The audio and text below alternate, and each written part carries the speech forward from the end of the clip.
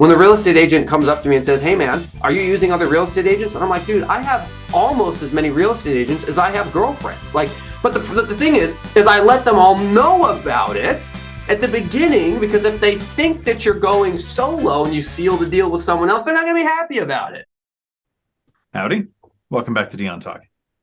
Recently in my live stream, I talked about the things that I will not do to reach financial freedom, the things I didn't do to reach financial freedom, things I didn't have to actually retire early. Without seeing that list, because that video is actually in Futureland at the point in time where we're recording this, I have my two friends here, Millennial Mike and the Lumberjack Landlord, two guys who are investing in real estate, are working towards financial freedom. One of them is ready to retire very soon. But not today. Let's go over the list in your guys' heads. And we'll start with Mike.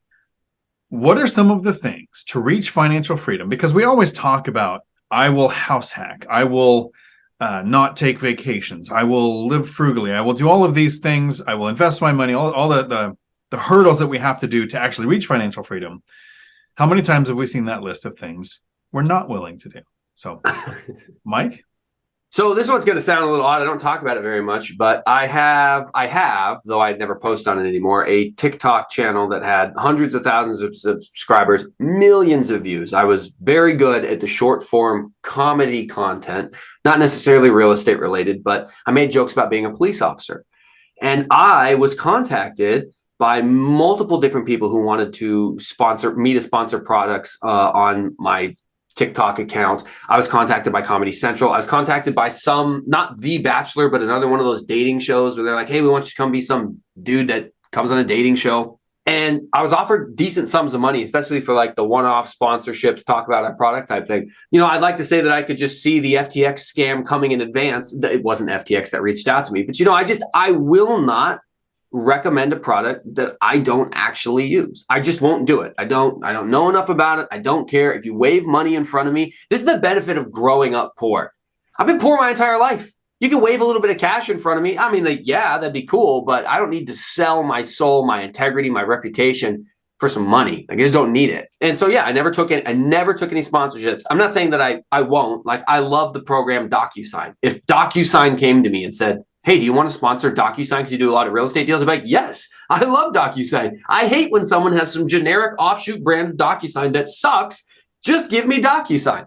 But until that happens, no, man, I'm not going to pimp your product. I don't know what it is. I don't care. You know, if Double Stuffed Oreos shows up, if Marshmallow Mateys shows up, I'm your guy. But until that happens, I'm just not going to sell myself for that. Another thing, I won't lie, cheat, or steal. I just won't do it. It's not worth it. You know, especially as a cop, like you can't perjure yourself. There's things called a Brady list. And I'm sure Dion knows what this is. Matt might know what this is too. If you have ever been caught lying in court, ever, you can never testify in court again. Every case that you have gets thrown out the window and you're effectively useless as a police officer because now you have been caught lying in court. Even if it was like an accident, you just said, you say, yeah, this happened. And then they go back and they read your report and they say, wait a minute, hold on. You just misspoke and told us the event's wrong. And you said for sure it happened. That can get you Brady restricted where you no longer can testify. And if that works in a court of law, because your testimony is no longer considered valid, it works right here on YouTube. It works in interpersonal business relationships that you might have with other real estate agents or other investors or contractors, your property manager. If we say it in our agency all the time, if you lie, you die. If you lie, you die. You have to not cheat people, steal from people, and you have to be honest in your business dealings with them. When the real estate agent comes up to me and says, hey man, are you using other real estate agents? And I'm like, dude, I have almost as many real estate agents as I have girlfriends. Like, but the thing is I let them all know about it at the beginning, because if they think that you're going solo and you seal the deal with someone else, they're not going to be happy about it. So don't lie, cheat, or steal, and don't promote products that you don't actually use. That's how I'm not selling out. Thank you for the intro to the video.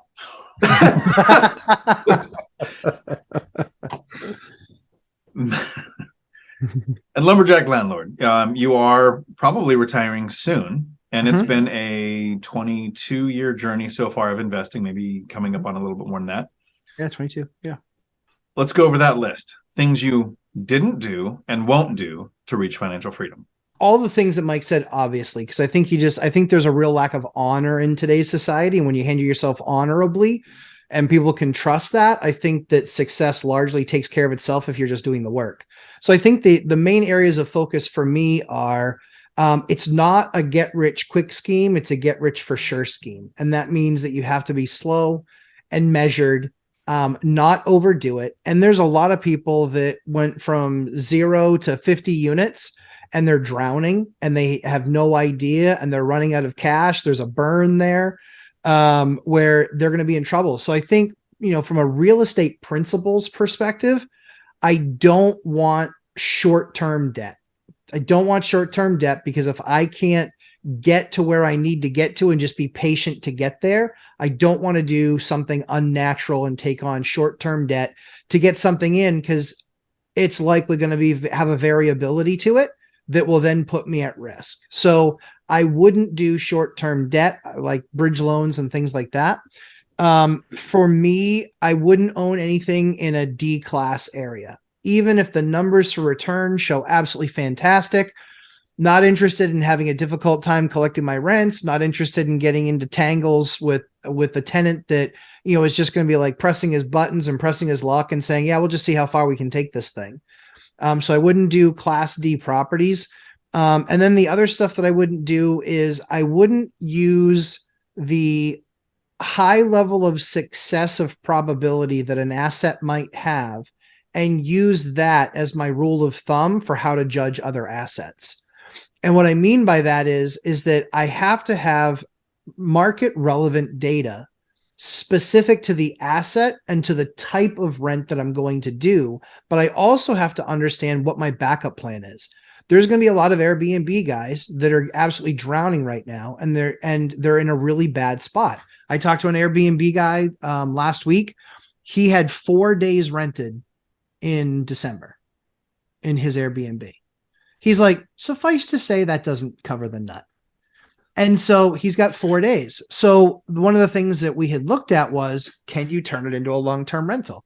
He can at very slim margins, but that's one of the things that I would consider is you need to really look at your market and understand what is the asset going to be used as now? What are the returns on that? But more importantly is if that idea doesn't work out, what do I pivot to? Having some sort of a transition or pivot strategy is critical to being a successful real estate investor. So those are the 3 things that I wouldn't do to get rich in real estate, because I think all of those could DQ you. They could absolutely knock you out of the game. And if you get knocked out of the game and you have to go through the angst and the pain and the scarring that creates as an investor, you likely won't pick it up again, but that decision might be made for you, where the bank won't let you do it again. And if they do, it's going to be at much higher rates, which makes it nearly impossible to find a deal. I appreciate that. For those people watching the video, in the comments below, let me know those things that you won't do to reach financial freedom. See if your list lines up with Mike's or Matt's or mine from my live stream, which if my post-edit guy remembers, a link to that will be right here. He's really lazy. He's really bad at his job too, so it probably won't happen. If somebody wants to reach out with questions, Matt, how can they find you? Lumberjack Landlord on YouTube and on Instagram. And Mike? I'm just going to conveniently point out that not a single person here said they wouldn't do an OnlyFans. So you might be worth searching our names in the OnlyFans search bar as well. But you can find me on Instagram, YouTube at Millennial Mike. Thank you both. Until my next video, thanks for coming to my Dion Talk. We're sorry, the number you have dialed is not in service at this time.